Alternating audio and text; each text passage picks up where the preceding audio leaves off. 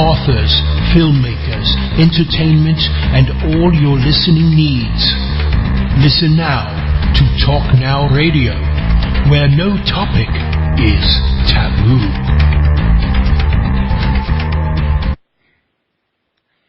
Hello, everyone. Welcome to Paranormal Palace Radio. This is your host, Royce the Redneck Radio Man, and joining me today is going to be Elaine Ferguson, and we're going to be talking about her forensic mystery series and probably some other things as well. I just only have room to put so much in one set down, but if you want to learn more about her, you can scroll down below the Beyond Area 51 show that we just did about an hour ago, and hers is right underneath that, and it has a copy of her book cover that's linked to it where you can buy it on Amazon. There's a link to her website there. It's www.elaineferguson.com, and we got a little bio on her and a description of the show. The books. Well, actually, it's about all the books. It's kind of a short thing that I put on there to kind of give y'all an idea about it. It'll tell you a lot more about it.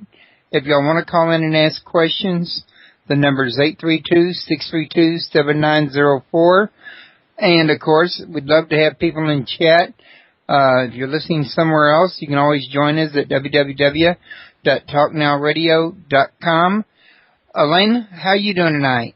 I am doing great. Thank you so much for having me. Well, I want to thank you for coming on to the air. And before we leave out of here, we can also mention that in October, I'm hoping to do a Halloween-themed month of shows there. But for right now, I thought a good place to start would be for you to tell a little something about yourself and, what got you involved in writing, say, children's books, I guess is your mainstay. And maybe give people an idea, because I think you write about more than just the forensic mysteries. Am I correct? Yes, I'm actually doing 3 projects at once, which is total insanity. Any writer will tell you that's not the way to do it, but that's the fortunate/unfortunate position I've been in. I've been writing lately the Forensic Mystery Series. In between, I was asked to write an anthology piece for a book entitled Fear, and I've been developing a paranormal series, and that's what I had almost completed when my publisher, which is Penguin, asked if I would write 2 more of the Forensic series, bringing that total to 6. So I've written book 5 and am currently working on book 6. So I've been in a very strange world of forensics, and it seemed like a natural step to go from the scientific view of death and just walk over a little further and peek through the curtain and see what the paranormal side of death may look like. And so I made that world. And so from, it's sort of day to night. One time I'll be working in a morgue, basically writing that scene, and then I'll sneak off and write something about ghosts and paranormal.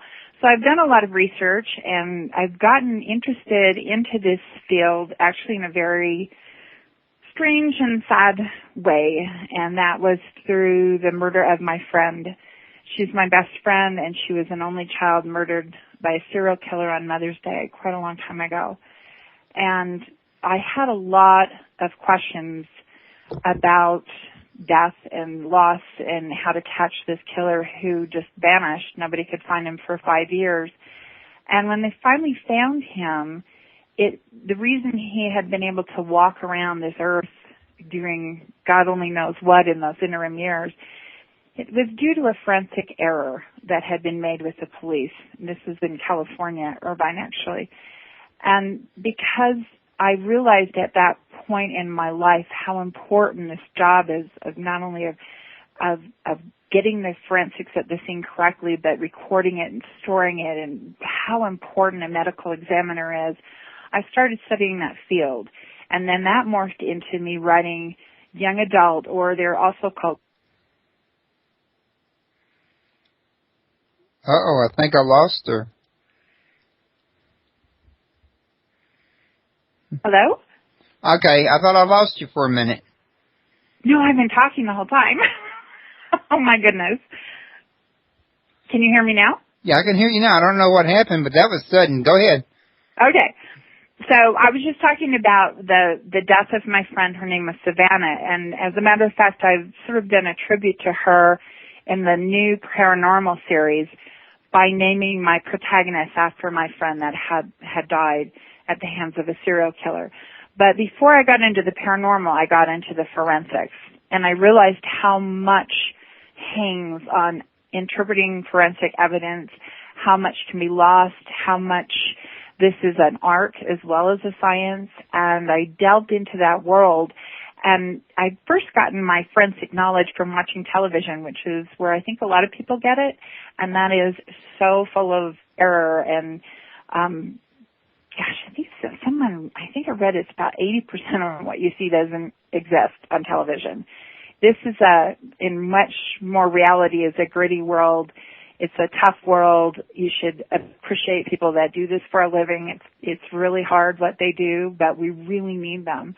And so I created a world where my protagonist, named Cameron Mahoney, goes in and solves things forensically. So those are the ones at Penguin, and there's 4 that are out now, the 5th that's coming out, and the 6th that I'm writing. So that's what I'm doing there. You sound like a very busy young lady. Well, I will say, very busy lady. Love the young. Just have energy. But, yeah, I'm doing a lot of different things. So, in the meantime, I'd also like to mention that before I did the forensics, my mother, who is also an author, very famous, her name's Gloria Straczynski, she did children's books and still writes them right now, currently. She had written a lot of science books as well. She's written everything. She's done 60-something books. And I had written a book that won me the Edgar Allan Poe Award, and we had shared at that point in time the same editor. So they asked if we would write mystery set in national parks. And we thought, yeah, together, team, awesome. So we wrote mystery set in the national parks through National Geographic, and she and I are the only people that have done fiction writing for National Geographic. And that is currently right now being turned into a series for television, not traditional, it would be on the internet actually.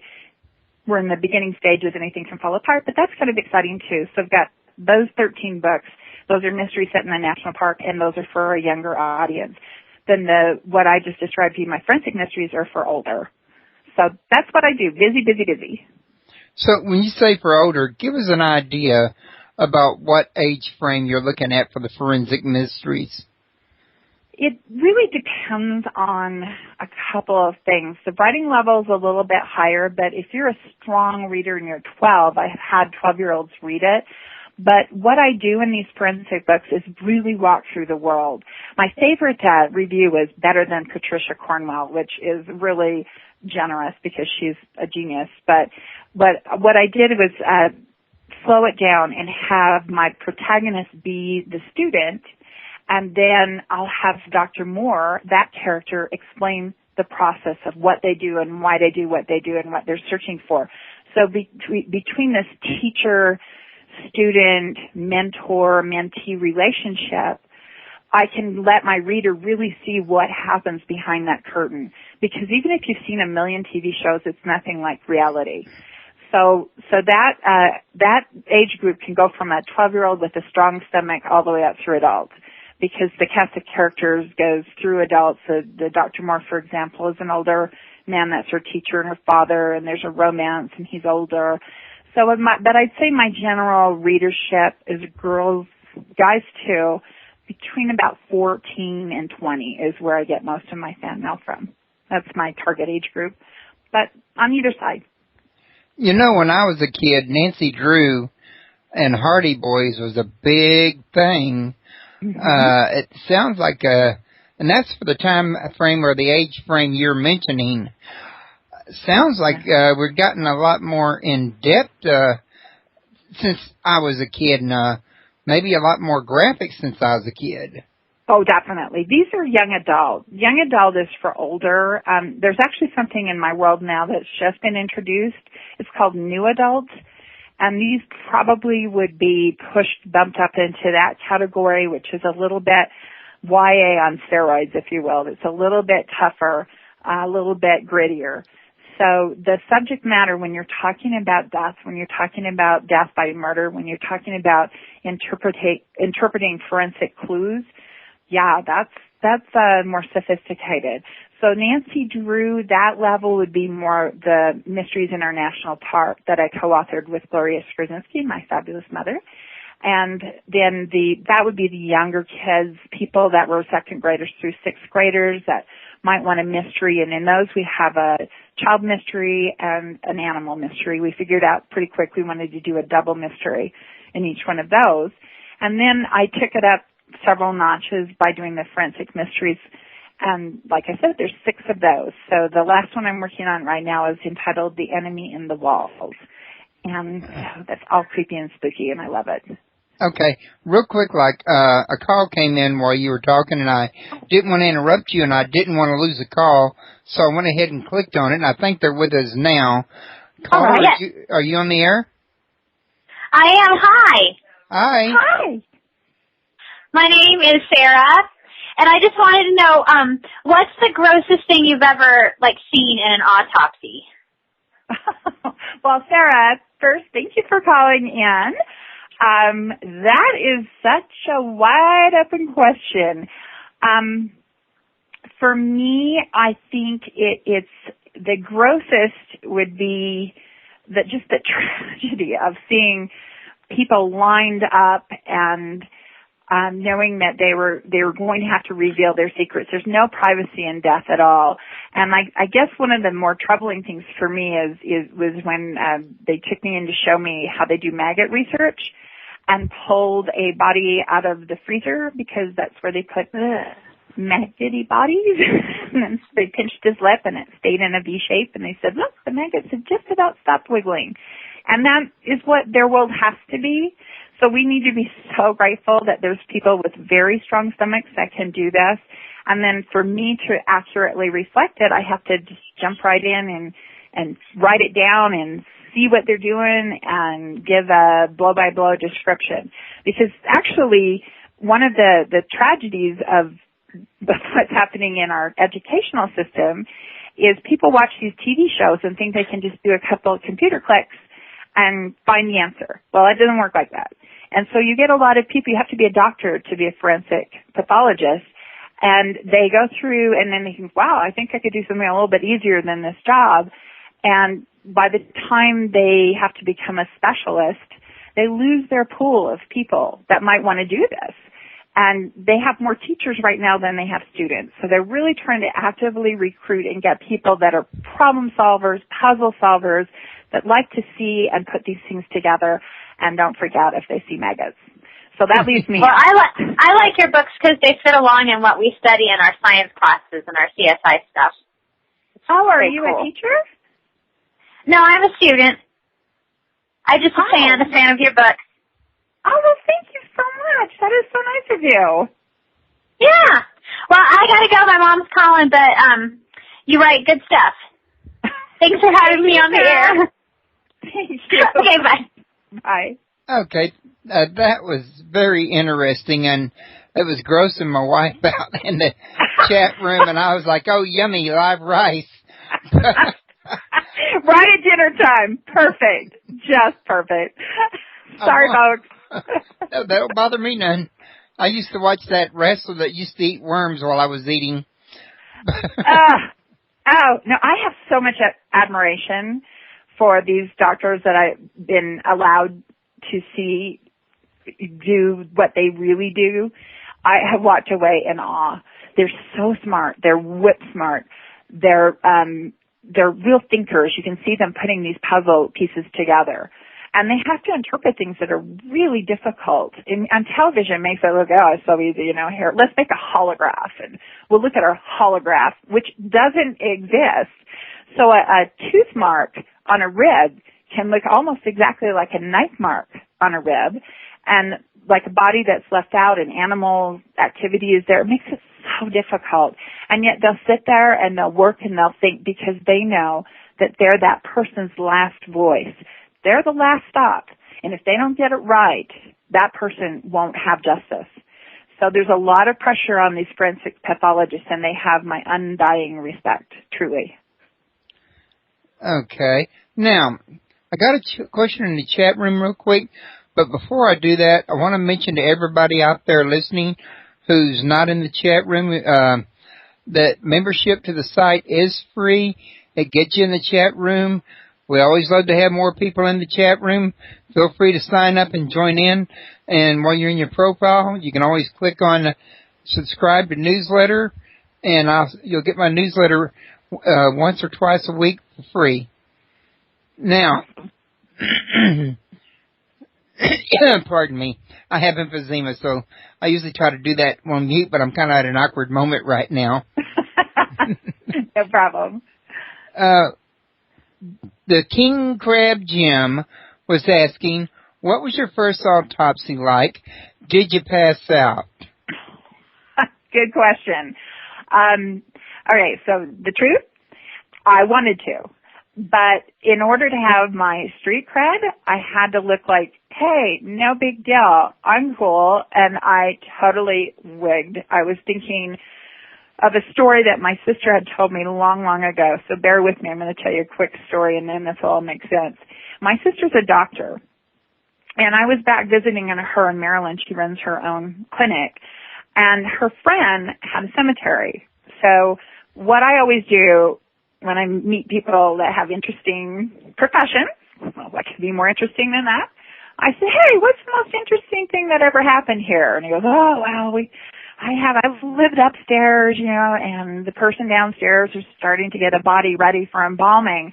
And they use these tubes, and they're about to flip the switch. And the lady sat up. Well, that can happen because the body has a body memory and the muscles can move, and that's really creepy that can happen. But what shouldn't happen is she turned and said, where am I? That's bad. Very, very bad. So his assistant runs upstairs and goes, oh my gosh, she's down there and I don't know what to do. I mean, I hit her with a bat. He's like, no. They called an ambulance and she had been alive, and the hospital had let her go. This has never happened before since in my research, and that was 20 years ago, but she was an elderly woman and had been released prematurely. Obviously, she died a few days later. There was a whopping lawsuit. But that story came back to me when I first walked in and walked past these rows. And I thought, oh, please don't sit up. Oh, please, oh, my God, please don't sit up and start talking to me. I will freak out. But Dad actually looks dead. They look different now when he was home. And then I went through the first shocking, freaking out point.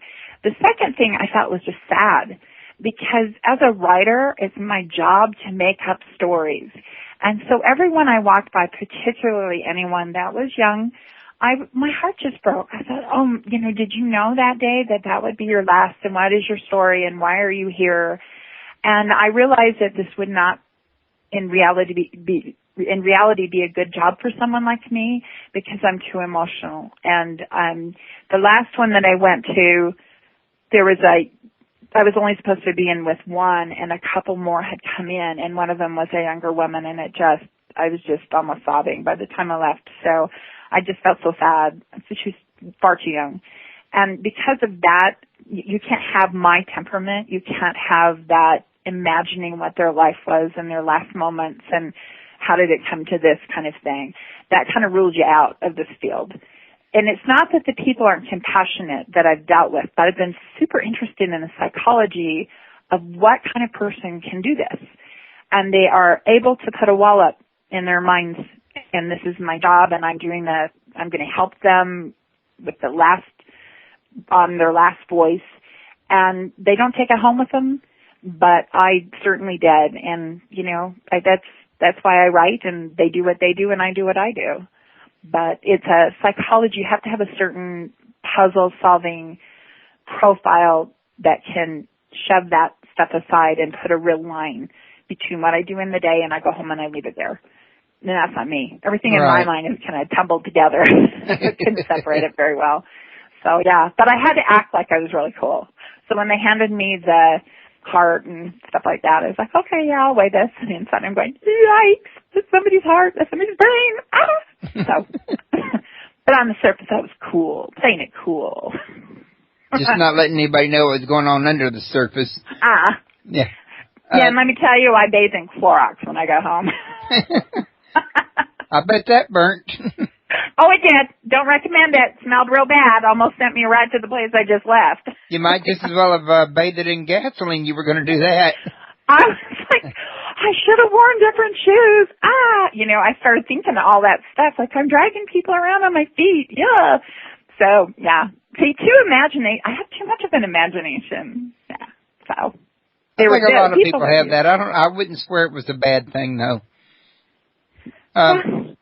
Now, we got Johnny in the chat room was asking, did you ever have any paranormal experiences during an autopsy? Oh, what a good question. Thank you, Johnny. Awesome question. Now, I did ask because I've been doing two things at once, actually three. Another one is on aliens, so that's with the producer from Hollywood, so I'm doing actually three things. But one of the things I asked the people who work there is, have you felt anything paranormal? And about half did and half didn't. The forensic pathologist I worked with said, no, I've never felt anything. But other ones swore that they did. And they felt like sometimes the spirit was like hovering above while they worked and watching.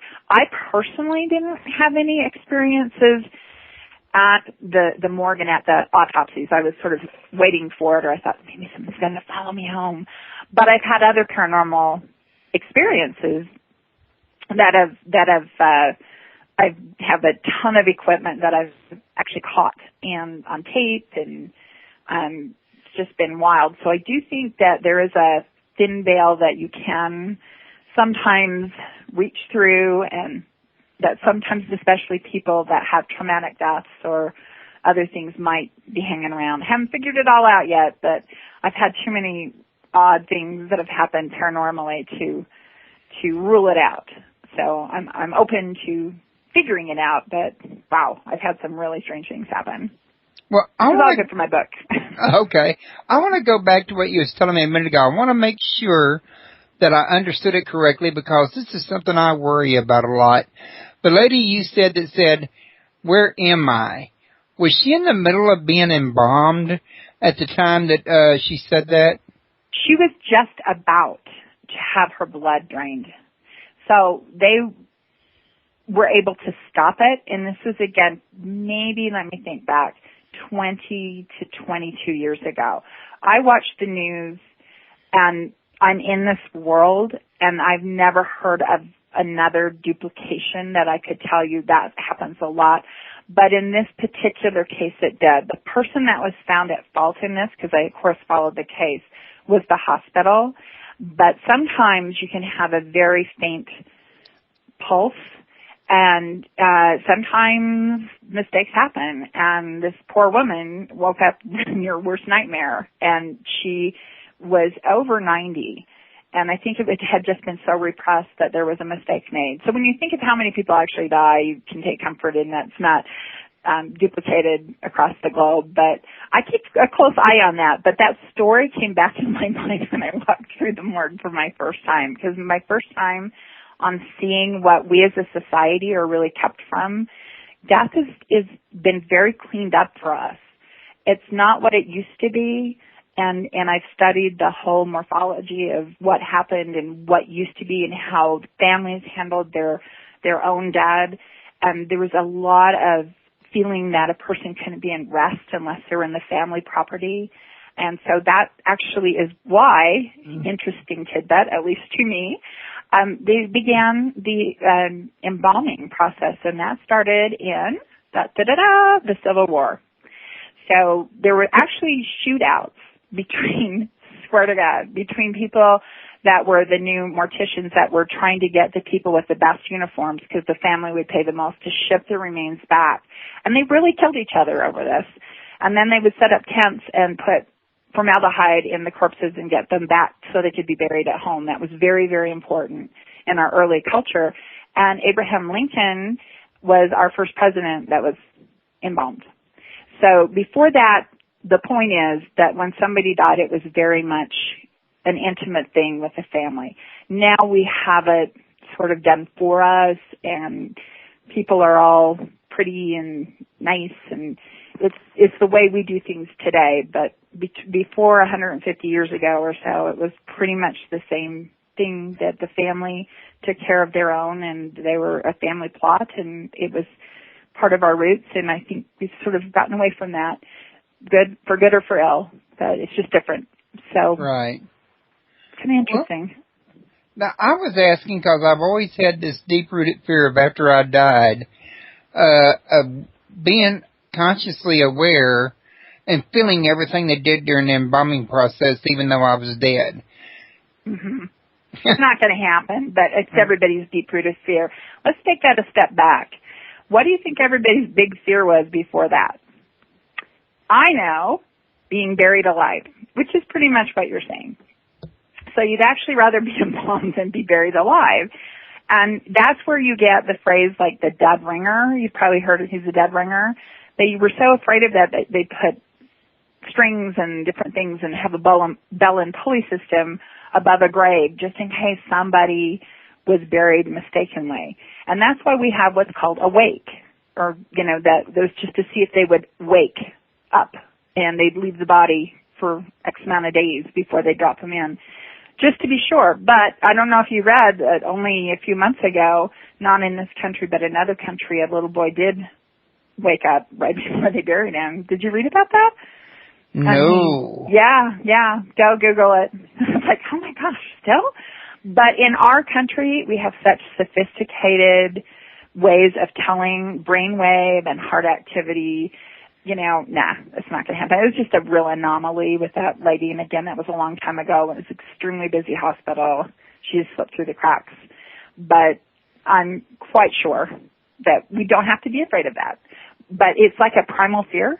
And people have been afraid forever of being buried alive. It's just a real fear of everybody. So there's movies about that. Yeah.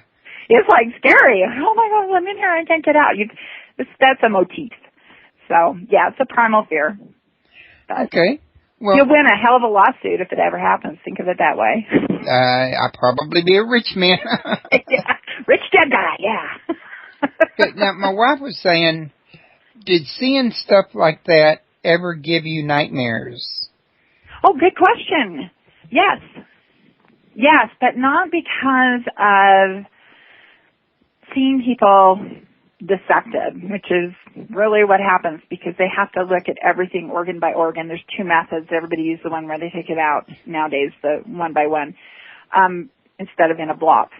But it was much more nightmares of how did it come to this? And I might dream of the person and think, the girl that had died had curly hair like my daughter's, and that just really bothered me, and I dreamed and had nightmares of that, and somebody being taken from me. So that's more the form of my nightmares, not the process of sticking a hypodermic needle in an eye to get the vitreous fluid, which is how they do it, and not the slicing of the heart, but the fact that they're gone and that these people have lives and they're just on the turn of a dime, on an instant, they're here and then gone. And that has it's just fascinated and made me sad. And then I always think, like with Savannah, my friend that was murdered, I had this call set up. She and I were going to discuss. She called me and I've got to talk to you. I've just really got to talk to you. And it was Wednesday. And I said, okay, we'll connect on Saturday. And I blew the call off and I called her house. Of course, nobody picked up because she was killed. And she was just laying there. I keep thinking that phone ringing, and I couldn't ever undo that mistake. And it was over. She was never anticipated that there would be somebody hiding in her closet. So when I write my forensics, I'm thinking over and over again trying to catch the killer because I couldn't help her in real life. In fact, I feel like I failed her. I should have been on the phone because you always think you've got tomorrow, and sometimes you don't. So I've learned to live very intentionally. So there's good lessons I've learned. I've learned to keep short accounts.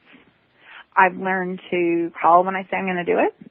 And I've tried to put that into my books to know that we all have an obligation to each other to watch out for each other and be eyes and ears. And, that should never have happened to her because there was plenty of warning. That was a terrible case. The whole thing was a disaster. I had to testify, by the way. So in the end, I learned a lot more about living, which is total insanity. Any writer will tell you that's not the way to do it, but that's the fortunate/unfortunate position I've been in. I've been writing lately the Forensic Mystery series. In between, I was asked to write an anthology piece for a book entitled Fear, and I've been developing a paranormal series, and that's what I had almost completed when my publisher, which is Penguin, asked if I would write 2 more of the forensic series, bringing that total to 6. So I've written book 5 and am currently working on book 6. So I've been in a very strange world of forensics, and it seems like a natural step to go from the scientific view of death and just walk over a little. Learn more about her. You can scroll down below the Beyond Area 51 show that we just did about an hour ago, and hers is right underneath that, and it has a copy of her book cover that's linked to it where you can buy it on Amazon. There's a link to her website there. It's www.elaineferguson.com.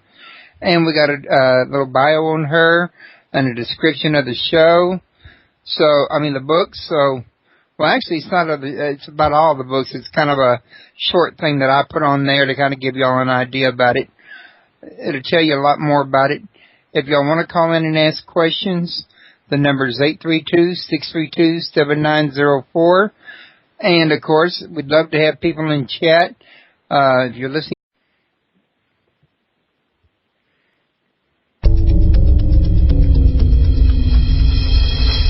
For authors, filmmakers, entertainment, and all your listening needs.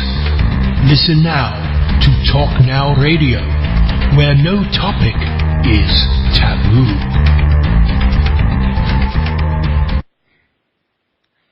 Hello, everyone. Welcome to Paranormal Palace Radio. This is your host, Royce the Redneck Radio Man. And joining me today is going to be Elaine Ferguson. And we're going to be talking about her Forensic Mystery series and probably some other things as well. I just only have room to put so much in one set down. But if you want to learn somewhere else, you can always join us at www.talknowradio.com. Elaine, how are you doing tonight? I am doing great. Thank you so much for having me. Well, I want to thank you for coming on to the air. And before we leave out of here, we can also mention that in October, I'm hoping to do a Halloween-themed month of shows there. But for right now, I thought a good place to start would be for you to tell a little something about yourself and, what got you involved in writing, say, children's books, I guess is your mainstay, and maybe give people an idea, because I think you write about more than just the forensic mysteries. Am I correct? Yes, I'm actually doing 3 projects at once, which are then peek through the curtain and see what the paranormal side of death may look like. And so I've made that world. And so from, sort of day to night, one time I'll be working in a morgue, basically writing that scene, and then I'll sneak off and write something about ghosts and paranormal. So I've done a lot of research, and I've gotten interested into this field actually in a very strange and sad way, and that was through the murder of my friend. She's my best friend, and she was an only child murdered by a serial killer on Mother's Day quite a long time ago. And I had a lot of questions about death and loss and how to catch this killer who just vanished. Nobody could find him for 5 years. And when they finally found him,